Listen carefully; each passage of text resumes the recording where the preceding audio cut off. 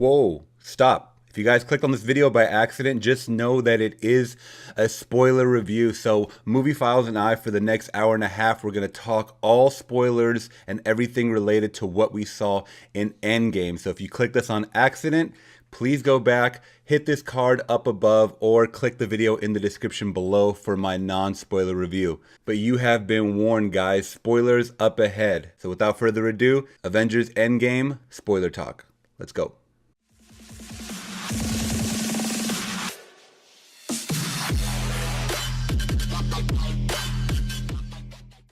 All right, what's going on, Flix Talkers? We're back with another huge podcast, this time for Avengers Endgame. So we waited a year, Infinity War. I did check it out. My girlfriend and I last week, about a week ago, prior to watching Endgame on Thursday night, April 25th.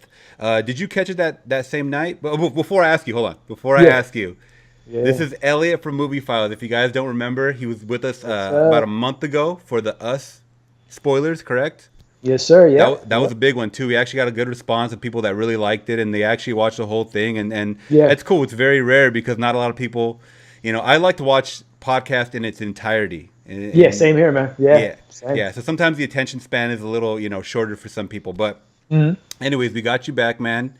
Your database of MCU is ready and locked and loaded. Locked and loaded, man. Got my hammer ready. Let's go. Let's get it. What? Where'd you get that? What is that? Yeah, I bought this. So I bought this like way back when, I want to say when the first store came out, because actually my dog's name is Thor, so you can tell who probably one of my favorite Avengers is Thor. So we bought it like 6 years ago, and just leave it around the house, and every time I gotta lay down the law, I bring out the hammer. Nice, man. The Stormbreaker. So it's like, and before we get into all that, I mean, just a side note, Thor has a huge, literally a huge part in this movie. Yes. His character grows in not only character moments, but also in mass. Yeah, exactly. But before we jump into this, make sure you guys are subscribing to each one of our channels. We each already did a spoiler-free, non-spoiler review for Endgame, so you guys can. I'm gonna leave Elliot's spoiler-free review below as well, and you can check out mine on the channel. So, and if you guys look above, you guys can check out all of our social medias.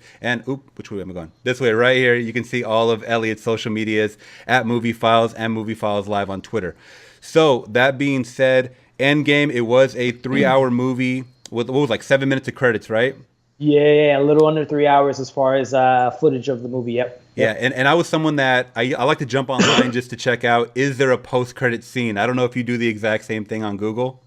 Yeah, I mean, I saw a bunch of articles when they had the press screening last week that some people were saying that there isn't one, which wasn't necessarily a spoiler for me because it's been speculated they were gonna probably not do one. So I was I was fine with that. I was glad of what we got though, which we'll probably talk about. But yeah. So just a heads up, guys. There's no, you guys have seen it. But some people were leaving right away because they knew that there was no spoiler. And then somebody like me, I ran to the restroom because I knew there wasn't going to be a spoiler. But I did run back because I heard there was that hidden noise. So, I mean, we can get into it right away if you want. There was a sound, So before we get to the sound, this is the first time in MCU history with no post-credit scene, correct? I believe so, because all the way from the first Iron Man, we had the Nick Fury, and from there on, there's always been a post-credit scene. Now there's been a difference of like, I know Guardians 2 had like 5 post-credit scenes, and there's been Avengers Infinity War had 1, so there's been a variance of like the numbers of post-credit. But this did not have one at all, which was fine by me because again, we got so much in this film that I was okay with, not opening the door to Pandora's box. So what's to come in Phase 4? Yeah. So instead of a post-credit scene or a couple post-credit scenes, we got a sound. Now, did you get what the sound was right off the bat? So when I heard it, I was thinking that, okay, we're going to cut to something. Because again, even though I know people were saying that it wasn't one, I was like maybe thinking people were trying to like, I don't know, trick us or just, kind of keep the wool over our eyes. So I was thinking that it was going to be either, Morgan Stark building her own Iron Man suit, or if it was, someone behind me, I can't think of Peter Dinklage's character, the dwarf in Infinity War. I don't know if it was him building something, another gauntlet or something. But then, after that, it just kind of made sense that it was just a homage to Iron Man, from 2008, him building his Iron Man suit in that cave. So I think it was just, again, just kind of a nod of the hat to Iron Man's character. Yeah. I automatically thought of Thor's hammer as well. But I kind of verbalize that because I tend to do that. I go, oh, it's Thor's hammer. And somebody that was a super nerd sitting right next to me, they go, no, that's the exact soundbite from Iron Man when he's building his suit in the first movie. So I'm like, whoa, okay, this guy must have really went back and watched all the movies before this one. You can hear sound bites, right? You can decipher sound bites. Yeah, he locked it in his database too. So So I think you may be correct in the fact that maybe we jump ahead where we get a younger. What was the daughter's name again? Her name was Morgan. Yeah, Morgan Stark. Morgan Stark. So we might jump ahead into maybe like a teenager, where they're building a suit for her. Because I can't imagine a young, like a toddler Iron Man at 5 years old or whatever. Hey, I wouldn't pull it past Disney. They're all about the products, right? We have baby Iron Man toys. That would be a huge toy seller. Yeah. So I mean, and that was something that totally, like, I hadn't seen Iron Man in about a decade, man. Since it came out. So that totally slipped my mind. But I'm hoping it's that, or I'm hoping it's the evolution of maybe Pepper Potts' suit that we get to see. Or her, maybe it's her making the suit for somebody else, or something like that. Yeah, I mean, another thing too. Theory. I mean, Iron Man obviously had, and the ending when he left his little video message towards his daughter and the Avengers. Yeah. Maybe it's him. Maybe another video showing her how to build the suit. I mean, the floodgates can be open, and there's so many possibilities. But again, if it is just a simple nod to Iron Man's character, that obviously we'll probably get to it. I mean, that was the big death of the film, other than the Black Widow. But again, it's just paying homage to Tony Stark, Robert Downey Jr. He started it all, and I mean, it's only proper that they ended it the way they did. So. Yeah, I definitely want to believe that he recorded more than just 2 video messages, especially if he thought he was going to die. In this film. It's like there would be a whole like collection of these Tony Stark videos of just him randomness, Right. That would make sense for his character. Because I know some people were speculating that, hey, maybe he's the next Jarvis. Maybe he's to keep his legacy in the MCU, that he's the voice in the next Iron Person suit or Spider-Man suit or something like that. So, I mean, with Marvel, I would never leave it, out of the possibility that we're going to maybe see him somewhere down the road. One of these phases. Speaking of Jarvis, I mean, you caught him in that flashback, where not even a flashback, but when they went back in time in this, was it the late 60s or early 70s? The 70s, yeah. I think it was the early 70s when Hank Pym was building his Ant-Man suit, and then we get that one. I mean, I love that scene with Tony Stark and his dad, Howard Stark, just kind of the father-son moment, and him telling his dad that he had, in a subtle way that, hey, you have a granddaughter. He can't obviously say that because he blew his cover, but that was such a great scene. Yeah, that was an amazing scene. But I mean, let's just start directly from the beginning. So we get kind of our kind of like unseen scene from Infinity War, where, I mean, we do get to see the disappearance of Hawkeye's family. And, right away when he turns around and you see those, the little fluttering of the particles, they look like leaves to me, but just like kind of like the particles floating away. The whole audience was like, I mean, even though you knew it was coming, the whole audience was like, okay. Right, I know. And there's so many times in this movie where that, like you just said, I knew certain things was going to come, but it still kind of was just shocking, seeing that. So that was definitely, It was almost like you can call it a predictable movie, but not at the same time, it's not very predictable, so that was awesome through and through. So what I was always wondering from this, and maybe it's even explained a little more, is that Hawkeye goes onto pretty much like a murderous rampage, and there's not really a huge explanation other than he's kind of envious of the people that were left behind. I mean, that's what I got from it. I mean, Scarlet Witch was kind of like it's not your fault. It's not their fault. You're killing innocent people, and he held a grudge of those that. But it did look like he was kind of going after like almost like a Punisher type of thing. Yeah, taking out like Yakuza or whoever these guys were. Yeah. That's exactly how I took it, because there's two lines. So you have the Black Widow being like the leader, commander type of thing, where Okoye and everyone was checking in with her, and then that conversation she has with Rhodey, where he's like, "Hey, I don't even want to find Clint at this point, because he's killing." I think he said something along the lines of he killed like a bunch of cartel members. Yeah. So I think he's just on, like you said, he's like a punisher. Oh yeah, he was down in Mexico. Yeah. Yeah, he's down in Mexico, killed some cartel members, and the body that he left was just a horrible scene. So I think he's avenging people still. I mean, he's still a good guy, but he's murdering people in cold blood. So I mean, he went down that dark path, which I love, because Jeremy Renner, I mean, I'm a fan of his work, so I'm glad that they kind of gave him some due that he's been given over these last 3 or 4 Avenger films that he's been in the movies. Oh yeah, it was definitely awesome to see that. And now, was Hawkeye's name changed after he got that whole haircut and look? Well, I know that the persona is Ronin from the comics. Okay. Yeah, and I don't know if they've ever referred him to, just like I don't think they've ever called Captain Marvel in her own movie. So I think there was just like we can see the credits Hawkeye/Ronin, but I don't think they ever referred to him as the Ronin persona. That might be something that they give him that name in his TV show, maybe on the Disney Plus show. But yeah, I'm sure it develops into something more. I mean. Yeah, I did notice definitely in this one they didn't focus too much on some of the characters, the newer characters, and that was something that I was a little disappointed on. I mean, when we saw Black Panther initially, I was like, yes, okay, cool, but we didn't get to see much more of him after that. Other than him running with the gauntlet like it was a football. Oh, yeah, like a football, right? Yeah, like hot potato. Yeah, I mean, that was in my notes. Is and the more I'm thinking about this film, I know I gave it like a 4 out of 5, but the more and more I'm thinking about it, I'm going to see it pretty soon again. Those are like minor things, I mean, that's the inevitable with this big film and so many characters that someone's going to get shortchanged. And I totally agree with you. Not only Black Panther, but I'm a fan of Captain Marvel. I know she's getting a lot of negative feedback about her off-screen comments that she made or whatever. But I thought that it was, I don't want to say a cop out, but the way that they kept kind of like putting her off. She's doing her space missions. She's not on Earth, which makes sense because again, she's a cosmic character and she needs to be in space. But I thought that I was looking for more from Captain Marvel and Black Panther and a couple other favorite characters. It's funny that you say that because I was actually talking on Facebook Messenger with my cousin who's a cinephile as well, and he likes to kind of break down, and that's one of the biggest things he said too. Why was there not too much? He goes.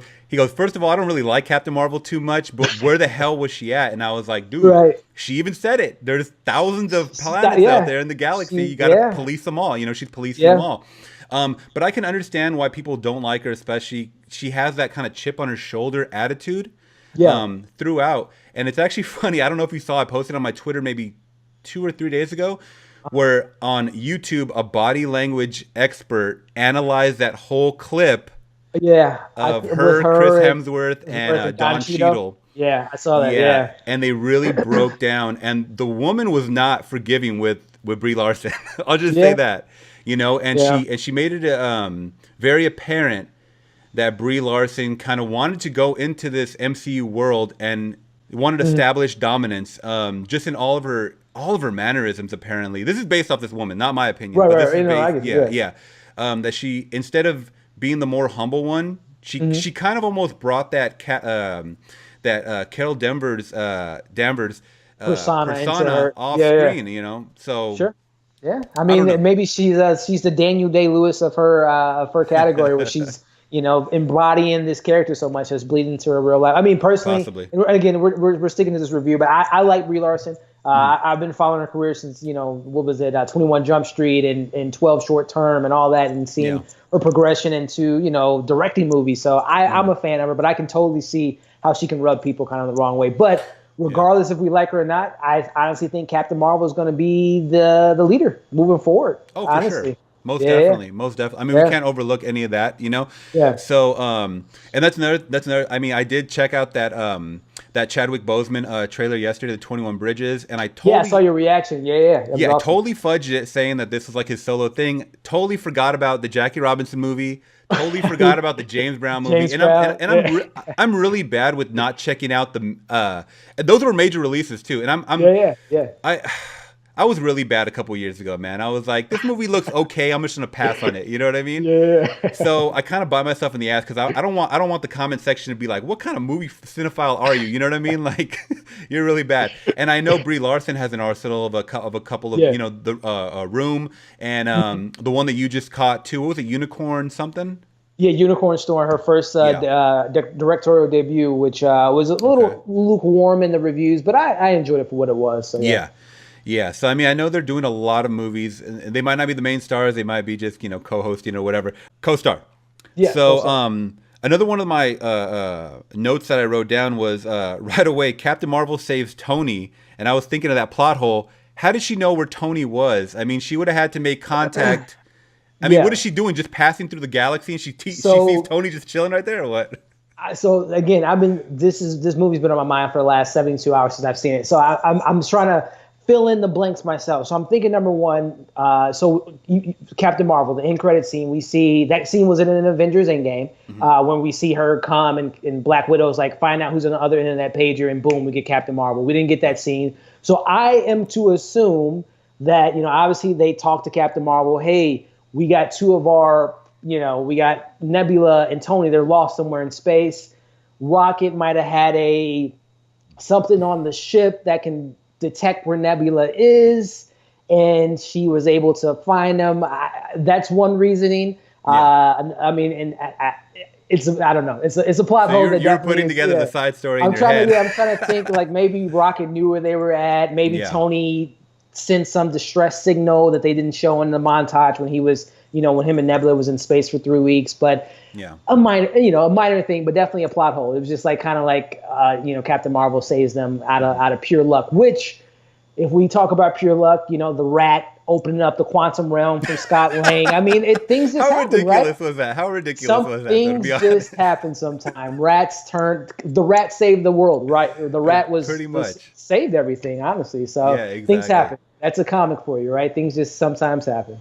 From what I remember in Captain Marvel post-credit scene, when they showed the pager, weren't they trying to get it to work? They couldn't. Well, they were. Right? So if I remember the scene right, so they had it connected to the whatever machine. Captain America tells Bruce Banner, that I thought we were trying to find the signal, and it stopped. So they was like, go ahead and reboot it. So I'd assume when it cut off that the transmission went to Captain Marvel and she appeared. She got the message and she's there. Because that's what I automatically thought too. That somehow they got it working and they contacted her to somehow find Tony, find his coordinates out there. But then as the movie progressed and I saw that Captain Marvel wasn't there, especially in the beginning, pretty much when Thanos came through and the quantum realm and started wreaking havoc with the bombs everywhere. Why wouldn't I guess I'm kind of answering my own question. I mean, once things get blown up, everything was kind of thrown everywhere, right? So it's like, why wasn't she contacted almost immediately, or somehow she should have been notified? You know what I'm saying? To be like, okay, Thanos is here, get your ass back here. So, and again, I think watching this movie a second and third and fourth time in the next few weeks, I think that they said a line where again, that scene where we have Black Widow talking to all the different Avengers and their different coordinates and whatnot. I believe Captain Marvel says something about like, you won't be able to reach me for a while. Cause again, like you had mentioned that she's going to be off doing her mission. So I assume, I don't know if they gave her another pager. It was like, hey, when we need you, respond to this. And again, it's just one of those things where it might be a deleted scene, when the Blu-ray comes out that they reached out to her, or it's just one of those badass superhero moments where she comes in and saves the day and destroys Thanos' ship at the right time. So, and I'm just putting that scenario in my head too, that she can just instantly show up at planet to planet, not even thinking that she has to actually travel through these, space. And space holes and all that stuff. That's just me being nitpicky once again. And even though she did show up like to blow up through the ships and stuff like that, it was awesome seeing. Because automatically, Captain Marvel, she's a savior. So her not being there, you have to watch all these other MCU members step it up. Yeah, it's the original six. That was the pitch for the movie, was we get the original six, and they did a good job of closing out their chapters. And yes, we got Ant-Man and we had Rocket a part of the group, but I think that the film really, really wanted to focus on the OG Avengers, which I think they did a good job at. And I think another thing that was brought up too was, and I think I read this or saw an article or video, but Brie Larson said her first time playing Captain Marvel. It wasn't in her own movie. It was actually the Avengers Endgame. So That's I think right. the Russo brothers didn't want to wanted to let her have her solo movie and not use all of her powers because they didn't film her movie yet. So I think it was just logistically speaking, yes, they knew she was going to have her movie, but they also were shooting that movie before her movie. So maybe they just, they wanted to kind of leave her all her special powers to her film and really, again, focus on the original Avengers. Yeah, so they did kind of mess with her chronological timeline, I guess, for her filming Endgame first. And I mean, we knew it was going to be such a huge production, so I'm sure getting everybody on board. Because I mean, let's just jump to some of these side cameos we got. We got Natalie Portman. Mm-hmm. We got Thor's mother. I forget the actress's name. Yes, I'm gonna think of it. Tell me more. I can't think of her name right now. She's such a great actress. Yeah. Who else did we get? We got. I'm trying to think. We got Tilda Swinton. Tilda Swinton. Yeah, the ancient one. Yep. She had a huge scene with Bruce Banner. And a great scene too. I love that scene. That moment of kind of explaining the time traveling rules, which we get a lot of those, and I think we'll talk about this later, but that was another one of my, I guess, minor things. I'm trying to fill in the blanks. Mm-hmm. The rules of time travel. Obviously, we have Back to the Future, and we have all these movies that deal with time. And they named so many movies, too. That was a funny part. Yeah, right? I love that moment. But I think at the end of the day, I just have to accept the rules of time travel because we're not only dealing with time travel in the Avengers, but we're also dealing with the quantum realm. So it's just like, they're intertwining these two, scientific things that, they just kind of made their own rules to it. Yeah.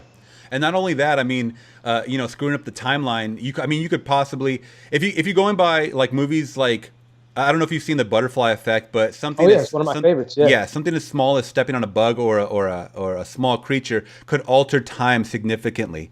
Yeah. Not even taking into consideration when you come back through the quantum realm, your body could be, it's like going through a black hole. Pretty much. Yeah. I mean, theoretically. So, I mean, you can come back like either a different person. You can come back. I forget what movie it was. It might have been Guardians where, it might have been, I forget what movie, but where they're kind of experimenting with time travel and there was like, they come back with like an extra limb or they come back with like missing a leg or something like that. Well, I think if I remember right, so I think another explanation for their time traveling experience, I think was that scene with the Hulk in the Ancient One where they kind of explain that, and also this is just comic book related. The quantum realm deals with multiple dimensions and multiple timelines. So I think their answer to the butterfly effect is yes.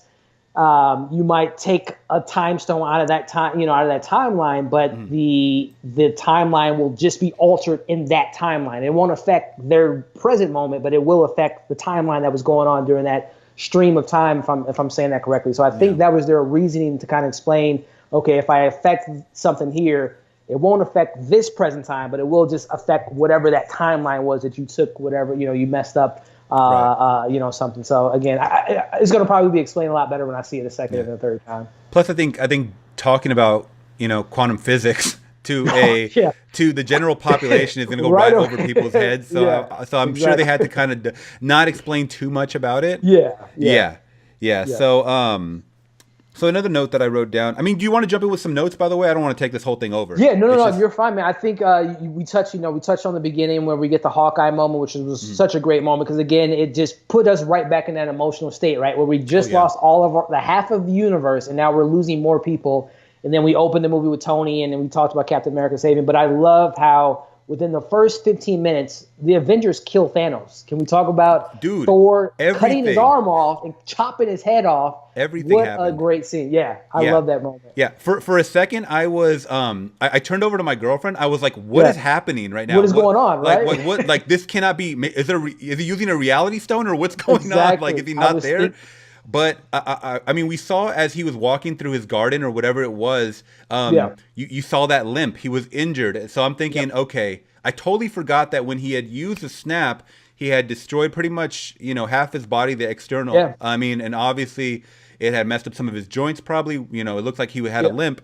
Yep. So when I finally realized that, I was like, okay, he's weaker right now. So this is obviously possible. They found out he was unarmed, which it looked like. I mean, you would think even being Thanos, you got to have your surroundings covered, right? Yeah. He totally thought he was free after this.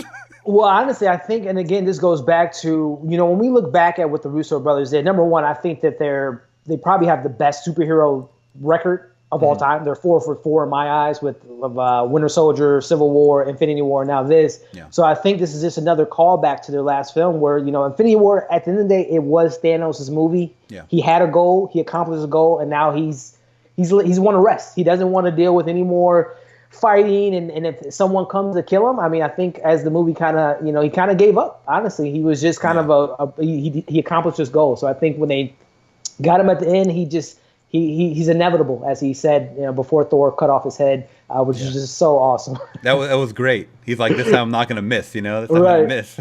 Which is to me is so meta, because for this last year, all the memes. Why didn't Thor cut off his head? Why didn't Thor? Why did the explainer videos? Why didn't Doctor Strange use one of his powers to just grab the stone out of his hand? So I love how the Russos answered that in a meta way. They cut off his arm. Oh, so you guys want us to cut off his arm? We do that. And we want us to chop his head off? They do that. But obviously, it was inevitable, and that's exactly right after the last movie. I was already putting it together in my head.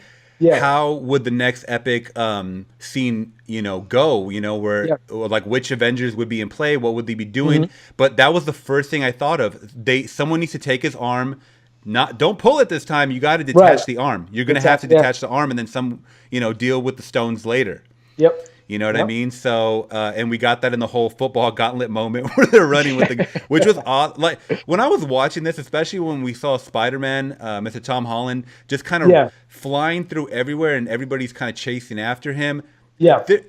This is like a video, like a Minecraft video. I'm sorry, not Minecraft. World of Warcraft. Yeah. Like, where there's millions of characters everywhere. The CGI must have been crazy extensive on this thing. Oh yeah, without a doubt, man. I mean, that took forever. That battle is literally probably the greatest thing I've seen as far as cinematic, epic conclusions to a third act. It was just so filled with I literally, I mean, we can get to the emotional moments. Not only did I cried. I literally cried. I cried during the emotional moments, but I literally cried because I was just so joyful about what I was seeing on the screen. So, I mean, that third act, I mean, literally, we can talk about Cap getting, Mjolnir and using. I mean, it was epic, man. It was literally epic. Well, before we get to that main battle, let's talk about. And I even looked it up. I totally forgot the planet with the Soul Stone on it. Do you remember what that's called? Vormir. Vormir. Okay. Yeah. So that whole exchange with Hawkeye and Black Widow. Yes. So what did you think of that scene? I thought it was a very, very emotional scene. It didn't tug on my heartstrings like it did when Gamora was in her place. Right. But the fact that they were fighting pretty much to sacrifice their life, I thought was great. When he jumps over, she catches him. I thought somehow she was going to try to outsmart him, and I'm like, this is not going to happen. You're not going to outsmart Red Skull and the Soul Stone. You're not going to do it. But I thought it could have been done a little more impactful. They could have had some dramatic music come in and had him scream, or some kind of no, type of moment. Darth Vader, no, type of thing going on. Right. But it served its purpose. They showed her at the bottom, on the concrete. Yeah. And automatically, my mind after that, me personally, I was like, okay, Black Widow is now going to become an origin story. As far as her solo movie I don't know if that information's been released, but I mean, that's just me personally just thinking that. Has to be. Yeah, I mean, I think so. And to answer, your initial question as far as the scene. So at first I had, my feelings about it, like, oh yeah, I think that Thanos and Gamora moment was a little bit better constructed in this one. But then I kind of thought back on it. So number one, I don't know what your mindset was, but I didn't even put two and two together that when whoever goes to Vormir is going to die. I didn't even think about it. I was just so involved in the story that I didn't even think about that these people were going to die. And I'm surprised that Nebula did not tell them that before they went through the quantum realm. Yes, and that's I guess a great moment. Maybe she just thought that no one was willing to do that, or they were the Avengers and they can figure it out. But that didn't even hit me. But then the actual scene. So yes, it was kind of like, I don't want to say it was funny at moments. And they said, sorry, I don't mean to cut you off. And then they send the Marvel heroes that have no powers to this planet to sacrifice. Well, don't get me started on like the MCU, like how space works. I guess you can just travel a planet to planet without losing oxygen. But I know, right? so they send the weakest Avengers per se to deal with Red Skull and getting the stone. But I mean, the scene, I think at the end of the day, it really kind of, when you think about it, it's kind of again, going back to paying a nod to the OGs. Black Widow, if we go back to, her character in Iron Man 2, kind of, she's a spy, and she really doesn't have any allegiance to any of the Avengers minus S.H.I.E.L.D. Then we see her character evolve in Winter Soldier, and now she's feeling comfortable with Captain America and growing to become an Avenger. And obviously, we get her moments in Age of Ultron. So I think that the scene played out really great for me. The more and more I thought about it, and then Jeremy Renner with his whole family is kind of a paying back to him, being a family man and redeeming himself. So I think it was just, and it was, I think personally, it was acting wise, I thought they played it really well. Again, yes, it would have been a little bit more dramatic to see Jeremy Renner respond to it a little bit differently, but I think it was just, when I rewatch it for a second time, I think it's going to hit me a little bit more as far as how they killed off Black Widow. And at first, I really thought that Jeremy Renner's character was going to be the one to sacrifice, just for the fact that he's lost it all already. Right. So I think we all kind of thought that. So the complete switch was really good because they threw us off of our predictions. Yeah. So that's great. So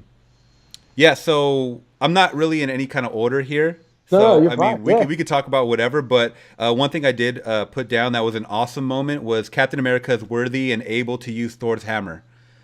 So yes, such a great callback to Age of Ultron, right? Yeah. Where they have the little dinner party and When Cap he has lifts the it. little, and it like nudges a little bit, and Thor has that moment. That was going back to another emotional moment. I was so excited when I saw that moment because it was just, again, I think going back to this movie, this was such a well done movie from the Russo brothers because again, they could have. I think it attracts to both audiences, that the people that may have seen 4 or 5, Marvel films, I think they can still enjoy this film. But then for those like me and you that have seen all 21 films, the callbacks, the homages, the tip of the hat to the older movies, so that going back to Age of Ultron and just showing how worthy Cap is at that moment was just so badass. I love that moment. And I'm not gonna lie, I totally forgot about that moment in Age of Ultron. Just that slight second where it did move, and Thor's reaction, like, wait a minute, what? Yeah. I did forget about that, but right when it happened, and I'm not. I don't know if this you got this experience too, but I was the only one kind of. I had a Wakanda sweater on. I had my Marvel hat on. No one in my theater was dressed up in any way. When Avengers came on the screen and said Endgame, no one cheered. Like, everybody was dead, like a dead fish. It was really bad. But when that scene happened, everybody cheered. Oh yeah, everybody went crazy.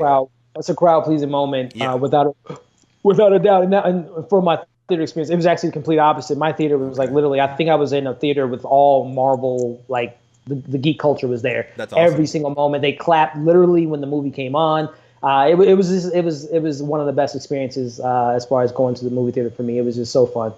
And that adds all to the whole movie theater experience for sure. I think is being around all that good energy, seeing it on the big screen. My whole thing, not so much just seeing it in crystal clear, IMAX sometimes, but is the sound. I need that full immersive sound where I can feel that. And I mean, we get that, of course. Marvel has the best scores, composers in the game, hands down. Hands down. Yeah. And it never stops. Even with the subtleness in the background, it always sets the emotion. I love that. Absolutely. There's never been a Marvel movie where I can say that I think the score has been even below average. Right. No, I totally agree with you. It's definitely been up there. So what did you think about? So I guess what did you think about? So like I guess the what Captain or Ant-Man calls it the time heist.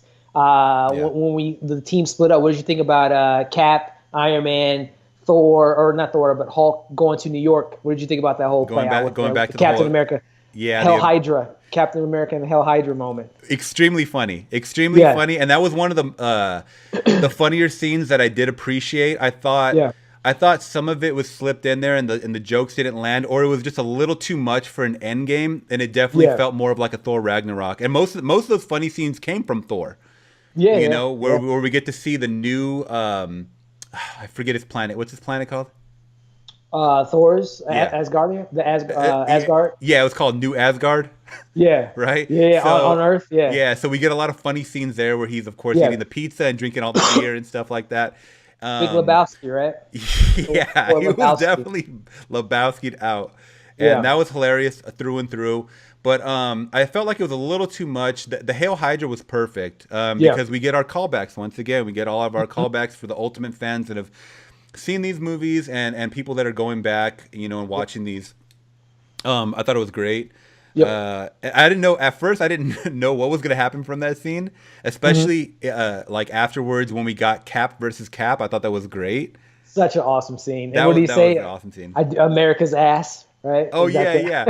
That was another funny one too. When we got Ant Yeah. Man said, The joke started where Iron Man sees his older suit and says that the suit doesn't do his ass enough justice. "Uh huh." And then we see Iron or Captain America fighting himself, and then he kind of looks at the ass and say, you know what, I do have a great ass. So Yeah, that was just but such a great Ant moment. Man's on the shoulder of Iron Man. And he goes, "That's America's ass," or something Oh like yeah, that. yeah, yeah.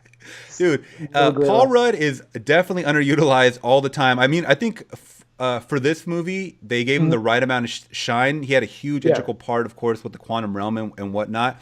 But I thought definitely. he got just enough screen time where I was like, okay, cool. Because I feel Yeah. like he's another one where everyone always says Ant-Man and Ant-Man and the Wasp are filler movies. And I don't necessarily think that 100%. Even though Ant-Man and the Wasp was okay, like I still didn't think, I feel like it fit in the timeline just the right amount to where it's not Yeah. overpowering anything else, but it's like, okay, this is a good movie. Like, this is a solid movie.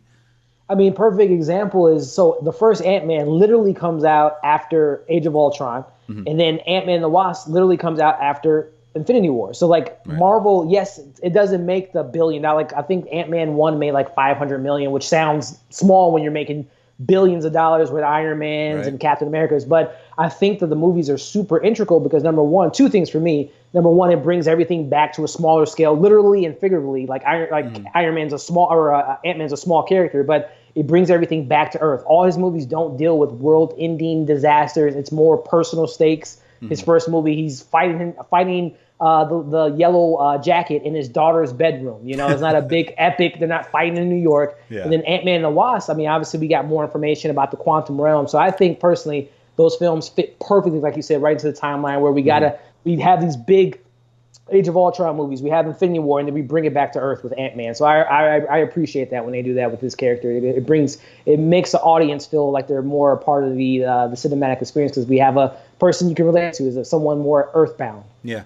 And I'm 100% appreciative they did not include Michael Pena or T.I. in this film at all whatsoever. Because even though they are part of the Ant-Man world and we got to see Yeah, the Wasp being brought back, I'm glad those guys didn't show up just randomly. just randomly That would have pop been up. too Yeah, goofy. Yeah, that would have been a little yeah, too goofy. I So, agree. I agree.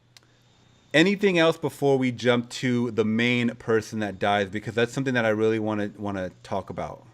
Only thing I could think of, again, just going back to a great callback. I don't know how you feel about Thor: The Dark World, but I think that's probably one of my lower MCU films as far as I just agree. quality rewatchability. But I love how they, again, the Russo brothers do their homework. They know that it's not the most beloved film, but it's an important film because we go back to 2013 where Thor has that moment with his mom, and Thor. Hmm. We have the cameo from Natalie Portman, which I know it's well documented. She did not want to make another return in the MCU. It's just No, I don't not at remember all. what the bad blood was. I just know she didn't have a good experience with the last Thor movie, and she really didn't want to be a part of the MCU. But they were able to convince her to come back. So I Yeah, love that moment that Thor shares with his mom. We obviously get some funny moments, but I think that was. what she tells Yeah. him was a pretty powerful scene. That message she had for him.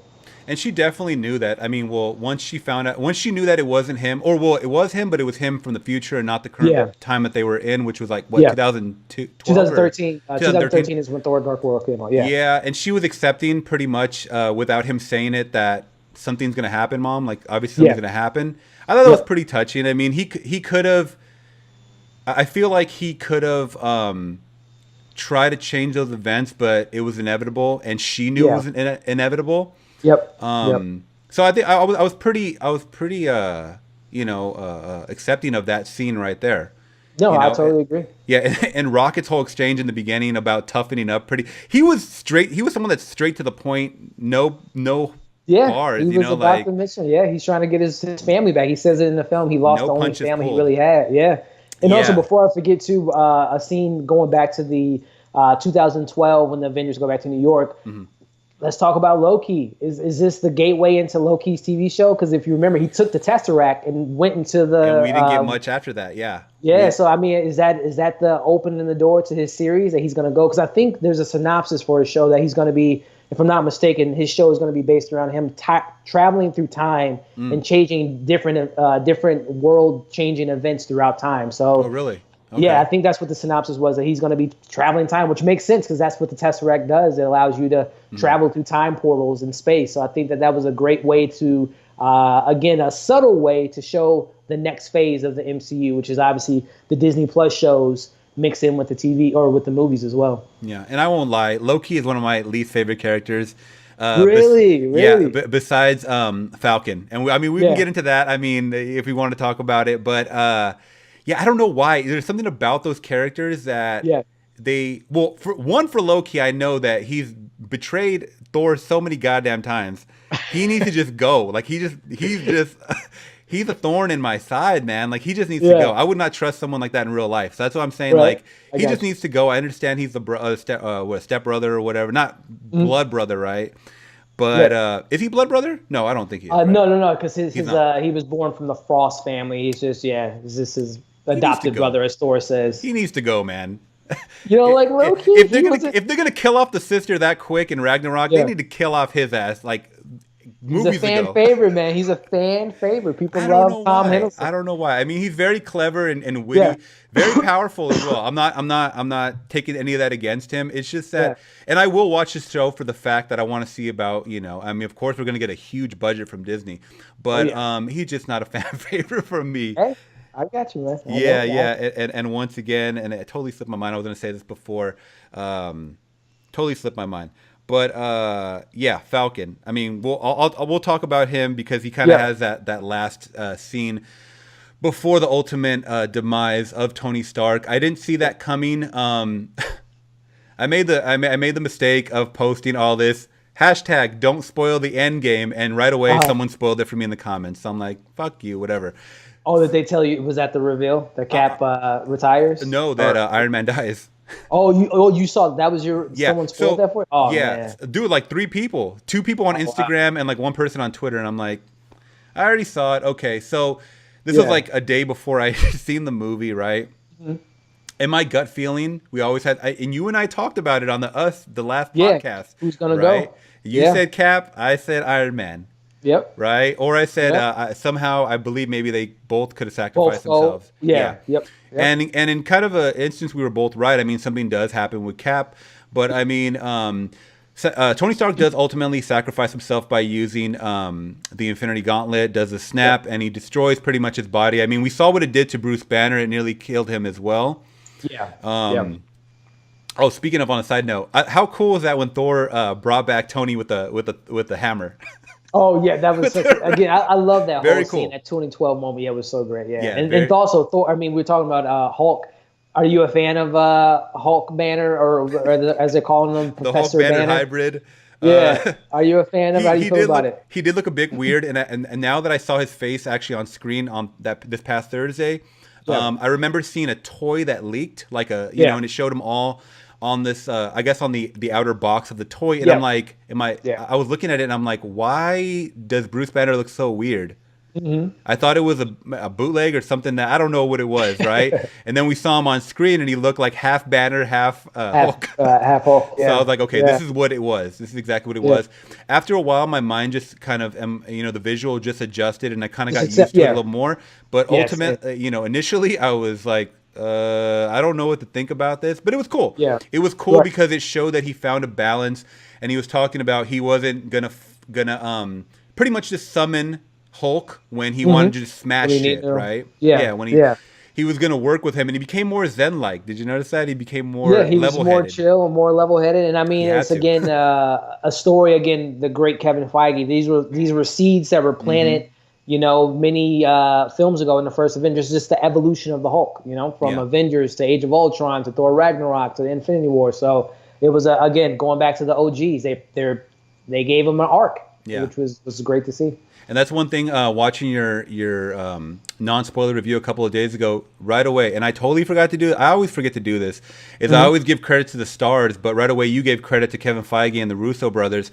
I always forget about the people behind the camera, and we can't do that. I can't do that. There was a lot of people. I mean, you saw the credits, man. There was a oh yeah, 7 minutes worth of credits. Yeah, so many people involved behind the scenes, and yeah, Kevin Feige, Russo brothers did an awesome job just putting this world together, tying it up. And I saw, I think it was yesterday, that they're not going to be involved in any more MCU projects. Is that what it said? It was a post. Now I you know, obviously with posts, I don't know if I have to see them say it. I haven't seen them physically say it, or because I did see a video before Endgame came out, and they were just asking the Russos, like, if you had a fantasy pick of what you would do next.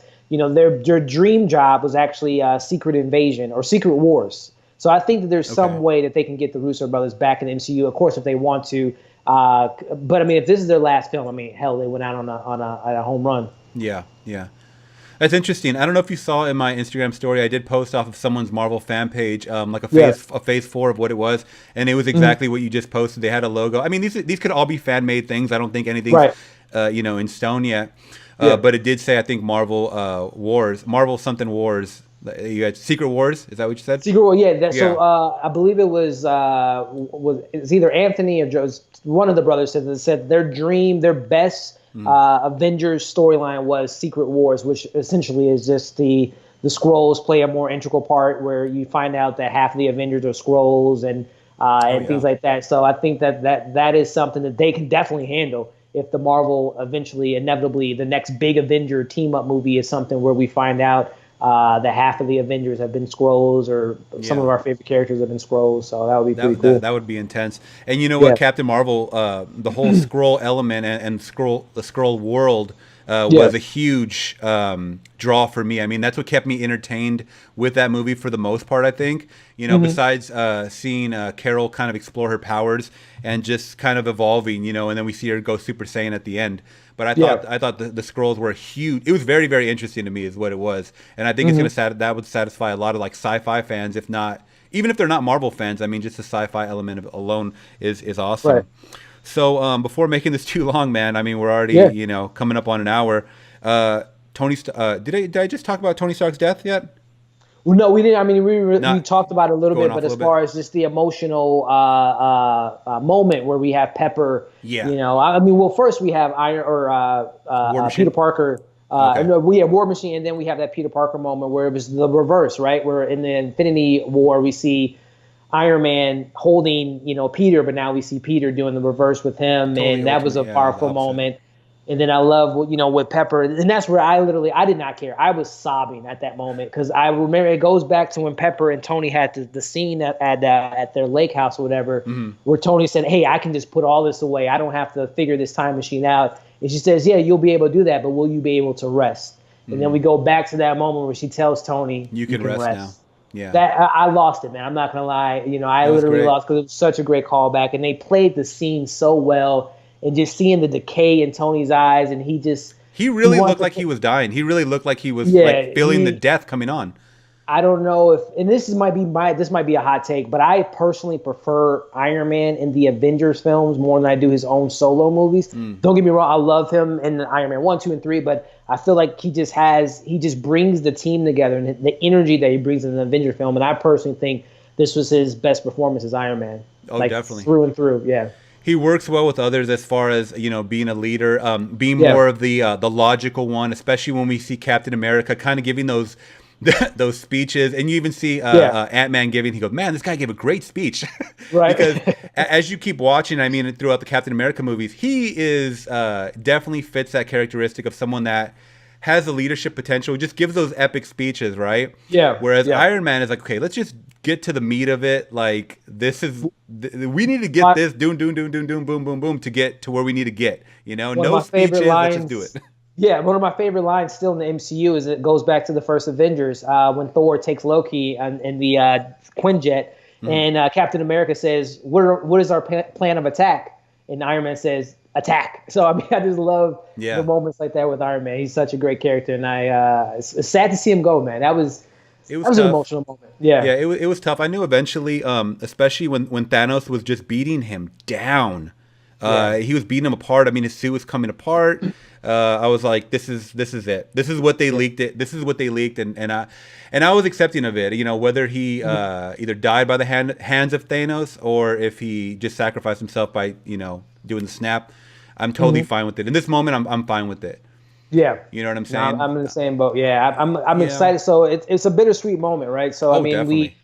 we close a chapter of some of our favorite Avengers, but then I mean, literally, man, the possibilities are endless. Because I mean, what Yeah, do we do left. now? We talked about there was a 5-year gap between, Infinity War and then Endgame. What happened in those 5 years? What all took place within that time? And then you Yeah. mentioned earlier about Black Widow. Is it a prequel or is it Hawkeye and Bruce Banner maybe trying to find the Soul Stone to find that and bring her back? I mean, there's so many doors that can be open. I feel What like if they were happened? to bring her, I feel like if they were to bring her back like that, it would just be a Is it little a bit too cop much. out? Yeah, a Is it little bit too much of a cop. I would much rather see an origin story. I'm not gonna lie, an origin Okay. kind of Okay. her, almost like a Red Sparrow, Atomic Blonde type of movie, because that's what I feel like it would have to go.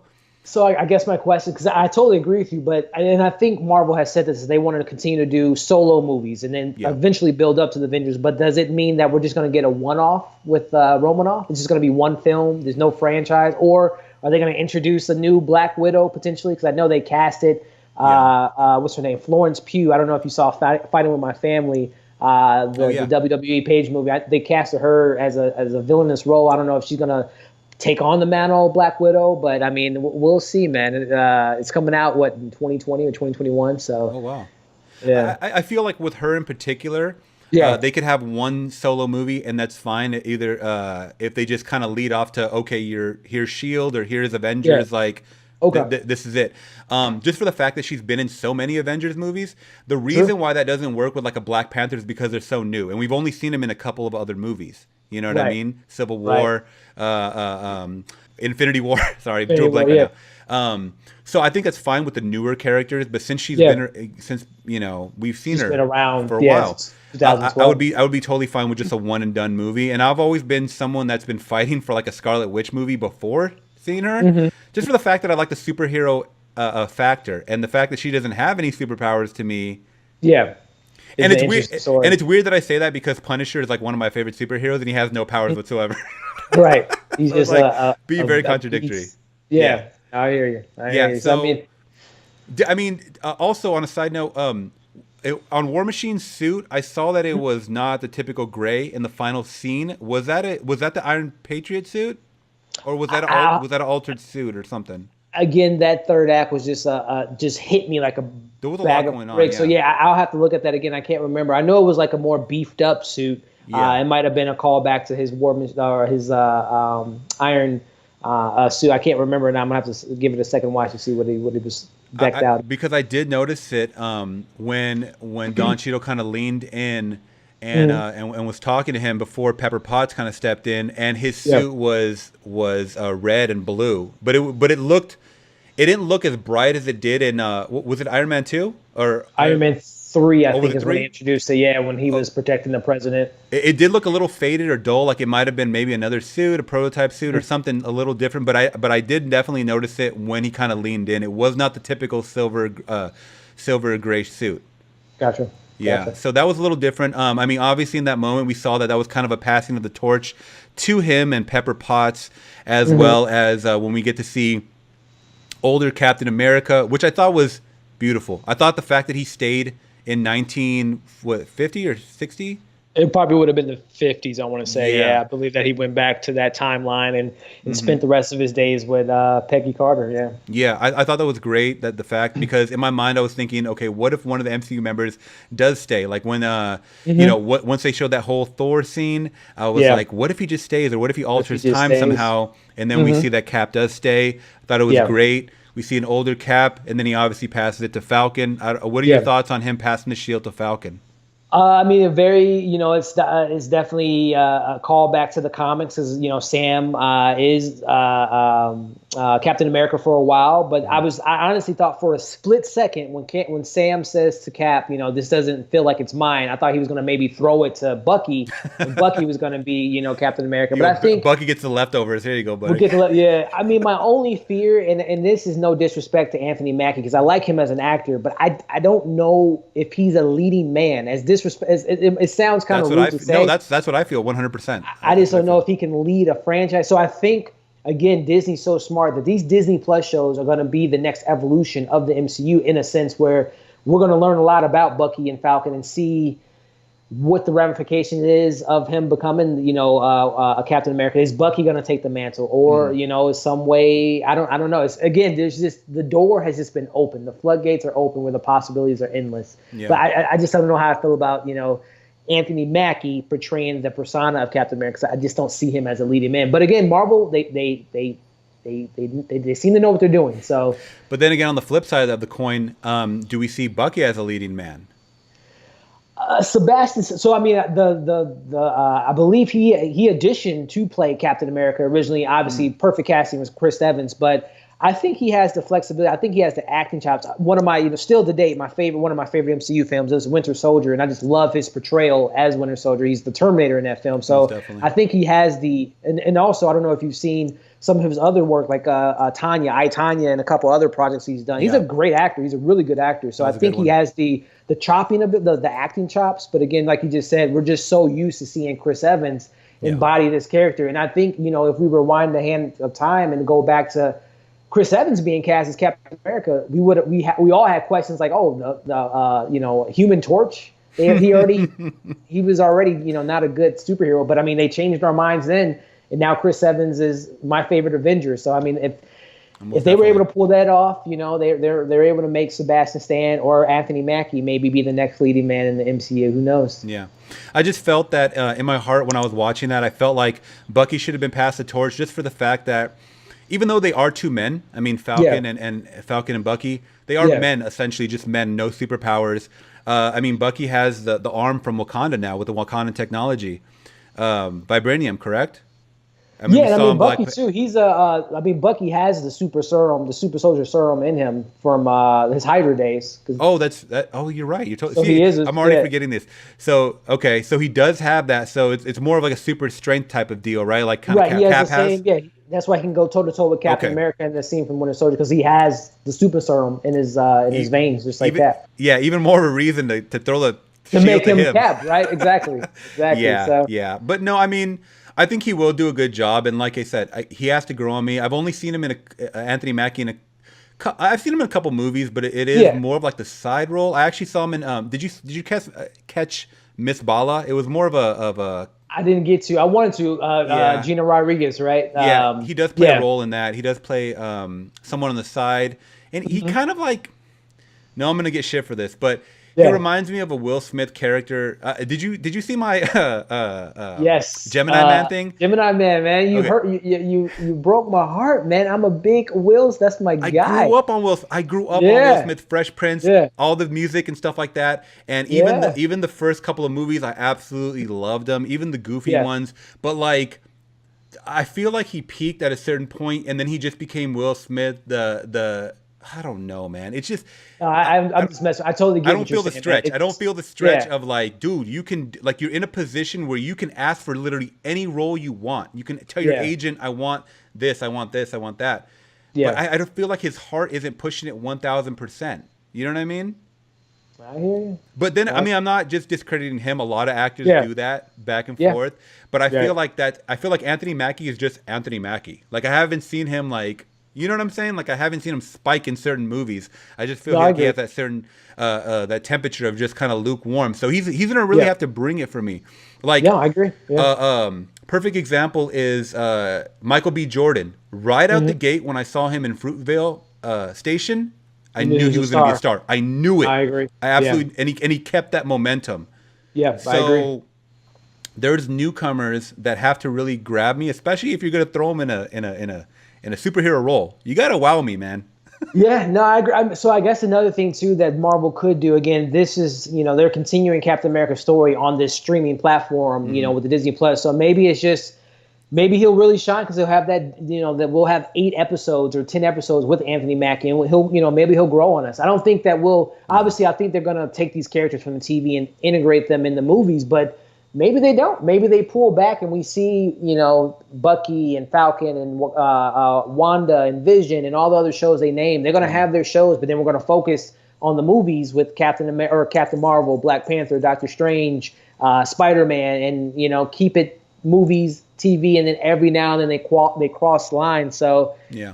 Maybe after 8 episodes, maybe our tone's going to change when we see Anthony Mackie really bring his A game on an 8-hour platform on the streaming service. Right. And I am looking forward to Disney Plus, and I know like I don't watch. I mean, you're someone that watches a lot of TV shows, a lot of TV series, streaming online.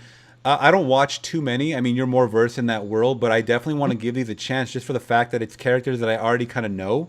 Right. So right. I definitely want to take a chance, and I think they're going to do a good job. I mean, as long as we get good writers, good directors behind them, producers and whatnot, I think it's gonna be a pretty solid, venture for Disney to do. I totally agree. I mean, and number one, the reason they have my money, number one, is $6.99. It's like the highway robbery. But I mean, right? Kevin Feige, he's going to be involved. So I mean, with I love the Punisher, like you said. I love Daredevil, the Netflix shows. I haven't really dove into the ABC, Agents of Shield, and Inhumans. But Kevin Feige, he was not a part of those TV programs. So now he said that he's going to be intricately involved in the Disney Plus. So if his hands are in the mix, I know he's going to turn out good. So I have all the faith that these WandaVision, Bucky and Falcon, Loki, the Jeremy Renner, Hawkeye show, these are going to be mini movies on the small screen. Most definitely. Okay, so now it's been a couple of days to let Endgame sink in. You said you had a score of 4.8 out of 5, correct? 4.8 out of 5. Yes. Okay, and I gave it a solid 10 out of 10. Now, 10 out of 10. Yeah. Now, does your score go down or go up after kind of letting it sink in a couple of days? So I'm going to see it again on Tuesday, but then just thinking, after doing my review, watching your review, and reading, other people's thoughts, and the more I'm thinking about it and I write my notes and all this stuff, my score has went up because those so my problems walking out of the film, I think I already mentioned it, but the time travel rules kind of was just like, because the biggest thing for me was, you just mentioned it, Captain America goes back in time. Well, him going back in time, staying there, wouldn't that affect all the events from Peggy Carter? Is she going to be a founding member of S.H.I.E.L.D.? Is she going to ever have the kids that she had? So, like, that didn't make sense to me. But then I go back. Everything I had a problem with, I go back and say, okay, well, time travel mixed in with quantum realm elements. Maybe that can happen. Because, again, I think their whole thing in comic books is there's multiple dimensions. There's multiple timelines. So even though he stayed in that timeline, doesn't mean that it affected our current timeline. So I kind of filled that blank in. Right. I thought about the Thor thing. I thought that they went a little bit too comedic with him being, overweight and this kind of, but it makes sense because he's been playing Thor for the last 9 years. He has to switch it up. He's been the god of thunder. He's been the strongest Avenger. He's been the one of the best Avengers, but they had to bring him down. He lost his mom, his dad, Loki's gone. His sister's gone. He lost his hammer, so they have to switch it up. So I love that. And now that we're going to maybe get him with the Guardians, that is just my most anticipated film in the MCU right now is Guardians 3, because I cannot wait to see the banter between him and Peter Quill. That was such a great scene. Oh, that was amazing. That was so great, man. I cannot wait to see their back and forth. So all the little problems I had walking out of the film, I've now addressed those, and I'm definitely going to probably address them when I see it the second time. So I'm going up right there with you, man. 10 out of 10, 5 out of 5. It has its plot holes that I think every movie has, right? Mm-hmm. And we talked about some of our favorite characters that we thought should have got a little bit more shine: Captain Marvel, Black Panther. But I think again, this was the OGs. They had to give Captain America, because he didn't have a lot to do in Infinity War. Honestly, he's my favorite Avenger, but they gave Cap more to do. They gave Iron Man a good send off. Black Widow closed the gate well. So I love it, man. I still think, because I've seen Infinity War so many times, I still think that's my number one right now. But Endgame is not too far from it. Yeah. And just for all those facts that you pretty much mentioned, I got to kind of go the opposite and lower my score a little bit. Oh, okay. Just a very little bit, maybe like a 9 point. Yeah. I only do halves, so like a 9.5 out of 10. 9.5. Okay. Just for the fact that I do believe that those plot points. I mean, I was going in it as a fanboy, just enjoying the excitement that was being thrown at me, and I didn't think about it too much in the moment. Right. I didn't want to overthink it because Yeah. I tend to do that. When I watch movies, I think of how am I going to write this in a note form? How am I going to talk about it in a review instead of just Yeah. enjoying the movie because I know I'm going to miss something, right? Right. Your mind just starts to wander. So I think kind of talking about it now with you and just letting it all sink in, those plot points, the too much comedy, in my personal opinion, just a little too much for an Avengers film. That's fine for a Thor movie, but too much, I thought, for an Avengers film. That's what kind of drops it down a little bit for me. And of course, you know, the new characters not getting enough shine. I mean, I know if they would have, it would have been like a 3.5 hour movie. Right. Right. But yeah, I might have to drop it down to a 9.5 because Infinity War is up there for sure. I think they're leveled when it comes to me. I mean, I have seen Infinity War a couple more times. Obviously, when I see Endgame a couple more times, I think they'll be balanced. It's definitely a 2-pack. You know, I mean, if you go to those that have not seen Avengers, by the way, at all, wait for a 2-pack to come out. You guys are going to enjoy these two movies. They're definitely solid classic movies. 5.5 hours worth of Avengers storylines. Yeah, easily binge it. I mean, you guys could do it, you know. But I mean, yeah, man, that's all I had for the notes. I mean, we went extensive. We're already over an hour. Yeah. Anything else you want to say on Avengers Endgame 2019? No, it lived up to the hype. I think that, again, when we look back at this film 10, 15, 20 years from now, what Marvel, what Kevin Feige, with the Russo brothers, with these, what the cast was able to do was to culminate 21 films or 22 films over 10 years and be able to close the chapter. It was essentially a sequel to all the movies leading up to it, on top of being a sequel to Infinity War. Again, I think it's going to be something that's going to go down as history as one of the most biggest accomplishments in cinematic history, what they were able to accomplish. Not only quality wise, money wise. I mean, you're seeing the. By the way, I didn't see your predictions for this past weekend. What were your predictions at opening? So I don't normally like to boast about my predictions and this, that, the other, but I have been saying it for a year that Avengers Infinity War or Endgame will make $300 million. Okay. Last time I checked, there was some article I read early this morning. it's looking like it might be $330 to $350 million domestically and $1 billion worldwide. And that's what I said on my spoiler-free review, I believe. That I had initially said 280. Yeah. But I mean, what was it, like 65 or something on Thursday? And then yesterday was like 169 or something. I was like, holy shit. Okay, this number is growing. So in my spoiler-free review, I did say 330 million. That's crazy that you say that. We're definitely going to get those numbers. I think worldwide we're over 600 million, right? It is. I think so. Last time I checked, I think that's what someone on Instagram had posted. I was like, "This is going to be mega." Like, do you think it's going to get Avatar numbers? 2.7 billion, which is it's still ridiculous. That I still can't believe Avatar made that much. Okay, that's another side thing I want to talk to you about. How long did it take Avatar to reach that number? I know it's an overall number, but when do we stop that cap of like? So you can't really stop it, right? Yeah, well, so I think two things. So I think number one, in 2009, I think you were able to number one, movies were able to be in the theaters a lot longer. I think that Avatar was in the theater for like 6 months. Your movies are now in the theater for 90, 120 days. So that cuts it months in advance. Plus Avatar, I think a lot of people forget that Avatar sold itself on the technology and you had to see it in 3D.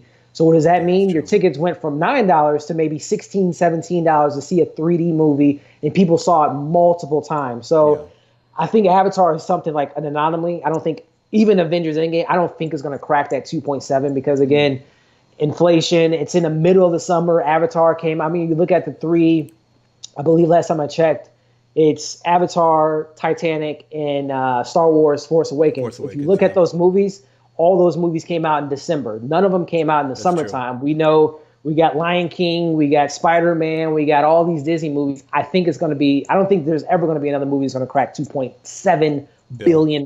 Yeah. I agree with you. I mean, in my heart, I would love to say yes, it's going to crack that.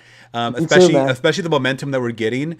Yeah. But you're totally right with the 3D thing. I was actually someone personally that saw Avatar maybe like I'm no lie, like 6 times in theaters and one time 3D. And I hate 3D. And so the fact that I spent money to see it, that movie was designed for 3D. I mean, even though they're doing 3D now, still like they had Endgame with 3D.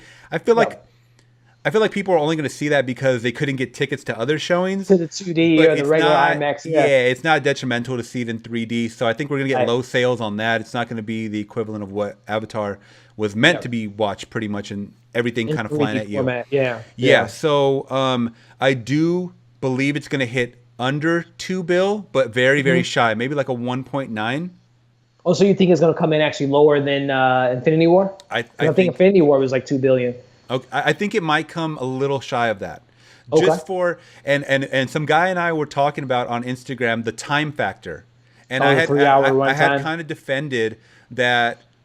Me personally, watching it after the one watch, it didn't feel like 3 hours for me. I don't know how it felt. I totally agree. Yeah, I agree. So I feel like the general audience, but this is once they initially buy the ticket, I don't feel like it's going to be a 3-hour movie. But people that don't know anything about superhero movies, once they see that timestamp of 3 hours, I think that could be a deciding factor of them even purchasing a ticket. Sure. So they might predetermine right away that they're not going to see it just based on the runtime. So I think because of that, you're not going to get those Avatar butts in the seats. You know what I mean? Okay. Well, I guess so. Two things to play devil's advocate. So we live in a FOMO universe, right? A FOMO environment where people don't want to miss anything. You know, Very I know true. you don't. I know you don't watch Game of Thrones, which is still so crazy to me. And we got the biggest episode of Game of Thrones tomorrow, but with Avengers Endgame, I think people will want to go see this film, even if they haven't seen previous films, just because it's the cool thing to do. And then plus the other thing you mentioned with the runtime is I don't think there hasn't been a movie that had done this, I don't think ever, but AMC is exclusively running Avengers Endgame this weekend, 72 hours straight. Yeah, so that gives you 2 o'clock showings, 3 o'clock. Yeah. I was someone that was looking it up on my phone, trying to catch a next showing, and that's where I saw all those 2 a.m., 6 a.m. showings. I'm like, what the hell is going on? Then I looked it up, and then I did see that 72-hour thing they have going on. Now, is this only in AMC's, or is it participating in theaters? I thought it was just AMC that said that they were going to do that for the fans for Avengers. I don't think there's Regal or Cinemark and all that. I don't know if they're doing that too, but I think it's just exclusively AMC. So which is still crazy. And that's another thing too that has me thinking like, well, with all those additional showings being placed, at the later times, could this possibly hit that number? That 2.7 or even that second mark, what was Titanic, like 2.1 or something? I think. It was like 2. Yeah, it was in the low. Yeah, 2.1. Yeah, I think that's. So then, what was Force Awakens? That was number 3 in the third spot. So if I'm not mistaken, it's 2.7. Titanic 2.1. I think Force Awakens was like 2. Right above like 2. Lower 2. Yeah, and then it was like Avengers. Infinity War was like a little under that at $2 billion, and I can't remember what the fifth was. So I personally think I think it'll exceed Infinity War. I think it could definitely probably pass Star Wars, but as far as Titanic numbers and Avatar, that's a tough order. That is a tough one too. Yeah. And it's funny because I don't know if you see this podcast. I watched the H3 podcast. Have you heard of those guys? H3. Who was it? H3. That sounds so familiar. Yeah. Yeah. They you should check them out. They're really funny. They just kind of like almost like a PewDiePie. They just like talk about like random viral videos and stuff. And one of their first things they were talking about, they had their latest podcast yesterday. They were talking about the Avengers Endgame review, and they're not someone that watches movies at all, so they just kind of like just give everything bad reviews, right? But that was the first thing they said. They go, I don't understand the fandom with Avatar. It's not even a good movie. I mean, it's true, man. No one's talking about Avatar anymore. I mean, it's literally. I'm a James Cameron fanatic, and he's the guy that breaks the mold. I mean, number 1 and 2 of all time. I mean, that the man's resume speaks for itself. Aliens and T2. So T2 for sure, my favorite. It's just crazy that the most popular or the most grossing movie of all time is probably the most least talked about film at that caliber. No one's especially now, because I feel like it back then it was so ahead of its time. Mm-hmm. I mean, and the subject matter was so different. It just boomed. But we talk about it now in the last couple of years. We're like, Avatar wasn't that great. It had elements of like Pocahontas and like this and that and like different things, right? But I think it's still an overall well produced movie and put together movie. Right. But if you would have told me that would have been the highest grossing, I wouldn't have believed it. I would not have believed it. Same here, man. No way. So I mean, that begs the question, not to derail our the Endgame box office, but will Avatar 2, 3, 4, 5, 6, 7? What are those going to do? Are those going to break records or? I don't see, and that goes again. Like, is this made for a newer? Like, is the newer audience going to grab this? Right. Like they did the original. I don't know. I mean, Disney is technically is Disney's property now, right? So I mean, they're going to have all the marketing in the world because it's Disney now. So yeah, we'll see next December. So I wonder if they do hit $2 billion with Endgame, if they made back what they put in, because I had heard something about, I think when they were talking about Alita Battle Angel, which a very, very controversial as far as like people love it, people hate it. I absolutely loved it. I'm going to pick it up. I thought it was visually amazing. Yeah, but they said for that movie to break even, it would have to make something like 500 million. And I think it only made like 200 or no, like in the 200 or 300 million, right? For it to actually break even. Oh, to break even and make a sequel, it had to hit like 400 or 500 million, right? For them to even consider a sequel, right? Right. So with a $500 million budget, what does Endgame have to break? I would have to think 1.5 at least. Bill, which I think they will, and then plus I think because it was the 500 million for Endgame and Infinity War. So if you take, I mean, Infinity War already made $2 billion itself, and then if you make another, let's just say on the conservative side, 1.8 billion, I think that's pretty successful for those two movies. Yeah. And this one, I mean, like we talked about before, had the most MC, like even with the cameos and stuff that I've ever seen in my life. Like I don't, nothing can top this. Nothing could definitely top it. So I was satisfied through and through. Like I said, I dropped my score down just a little bit. It's still a classic in there. Definitely, Avengers: Infinity War and Endgame are my favorite in the Avengers series for sure. Oh yeah, without a doubt. They got better. Without a doubt. They got better with time, and it's probably definitely in my top 3. I think. I don't know which one I like more. I have to watch Endgame a couple more times to throw it in my top 3, Yeah. Definitely, man. Definitely. Well, thank you so much for joining me again, Elliot. It's not going to be the last time, I'm sure. For sure, man. I appreciate you. We have a lot of summer movies, man, coming up. Yeah, man. I appreciate you having me on, man, talking about Endgame. Yep. And I would love to be back on, man, and talk about the next big blockbuster, which, by the way, totally side note, but did your theater show the scene from Godzilla, King of Monsters? The trailer? The trailer, like they had a scene. Did they play the scene for? Did you see it in IMAX? No. I just saw it in standard. They just showed the regular, the newest trailer, the newest final trailer. So I saw it in IMAX, and they showed us a full scene of Godzilla. I can't wait. Really? I cannot wait for this film, man. The scene was epic.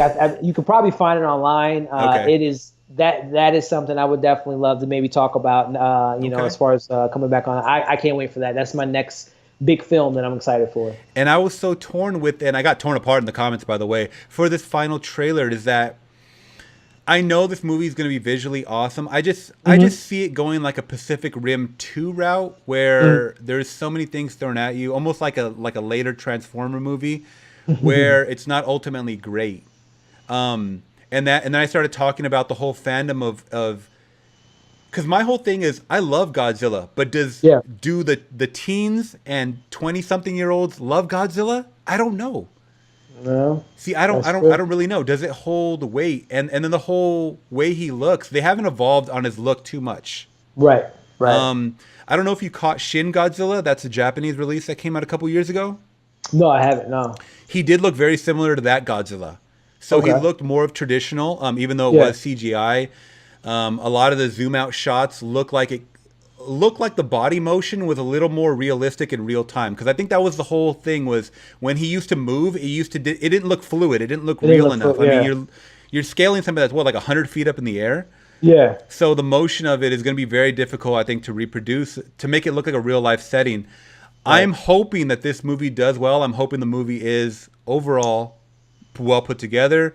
Millie Bobby Brown, not too thrilled. I'm more thrilled about the Vera Farmiga being in it. Oh yeah, I love her, man. She's awesome. I do love her. Some of the side cast, Ice Cube son, not a fan. O'Shea Jackson, Yeah. Kyle Chandler. So to me, Yeah, that's following the recipe of a movie that we don't care about. I mean, because you're throwing in a bunch of characters that aren't A-list celebrities, so it's just like you got Vera Farmiga. That's it. Like, where are the big name actors? I mean, I besides got you. Millie Bobby Brown, you know? Right, right, which is a TV actress. Yeah. Yeah, I mean, so to me, that just shows me that the main focus is gonna be Godzilla and all these creatures just crashing together. Mm-hmm. So I don't know. I mean, people can We'll take that as see. they will. Fingers I crossed. will see it Fingers though. I crossed. will see it Yeah, though. yeah, Yeah, and we yeah. could definitely talk it here on this podcast, man. For sure, man. For sure. So yeah, we'll just let it go with that, and make sure you guys are following our social medias. I'm on YouTube at Flix Talk. You guys, I'm gonna link all of Elliot's stuff because you have an arsenal of places that you're at. So you're not only on the typical like Instagram and Twitter and YouTube. You're on like what is it, the Stardust or Stardust. Yeah, yeah. Stardust as Stardust. well, and Yeah. a couple other platforms. So I'm gonna put all that information down below as well. And yeah, man, it was great talking with you. Same here, man. I can't wait to be back, and we made it out of the end game, man. We made it out. We survived the snap. And shit, this podcast was almost as long as the movie.